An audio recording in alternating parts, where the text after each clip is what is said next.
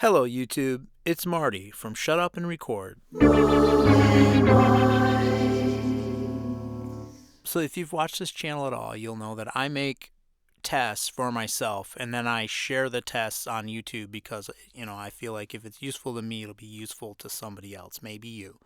I felt like it would be useful for me to listen to a microphone placed different distances from the front of a bass cabinet. I put an Audio-Technica ATM 250 through a Great River mic preamp, and I set it different distances out in front of my vintage Fender Bandmaster head connected to a 215 vintage Fender. I think it is a Bandmaster cabinet. Regardless, it's a vintage Fender speaker. Nothing changed except the distance of the microphone from the speaker cabinet. I made up for the drop in volume by level matching these clips after the fact. No other processing, EQ, compression, nothing else has been done. Also, importantly, I recorded a DI in and then took that direct signal and reamped it to the amplifier, so every time I move the mic, you're hearing the exact same performance. Alright, so let's get to the clips. I'll probably explain a little as we go.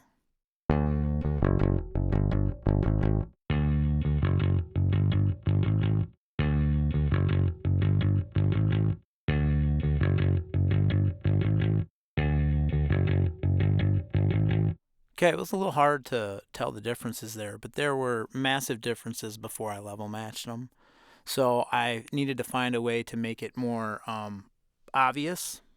And it occurred to me that when I record a bass part, I use my DI blended in with my amp to get my overall signal. So I thought, well, let me listen to the DI with that and see if that illustrates it, and it absolutely does. So here you go. Here's clips with the DI. You just hear the plain DI, then the DI mixed at the exact same level with the clips all at the exact same level, and you'll just be amazed at how much different it sounds. Oops, there's my phone.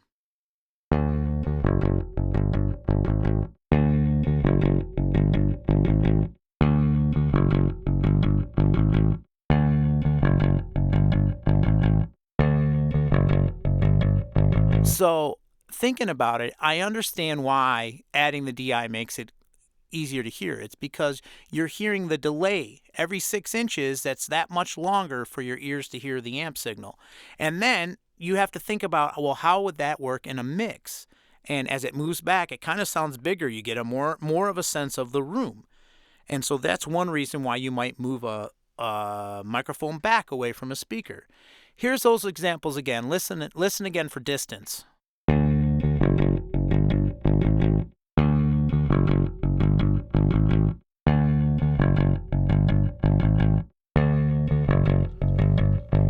So that's just me really quickly putting those two signals together, not even really having any other reference point for my mix, so where maybe I want less of the room sound and more of the DI or whatever.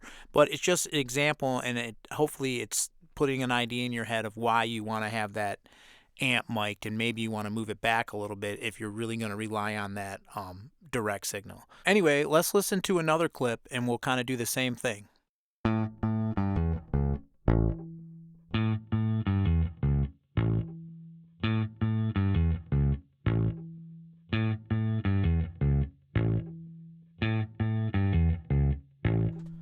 Let's add that DI in and hear how it changes.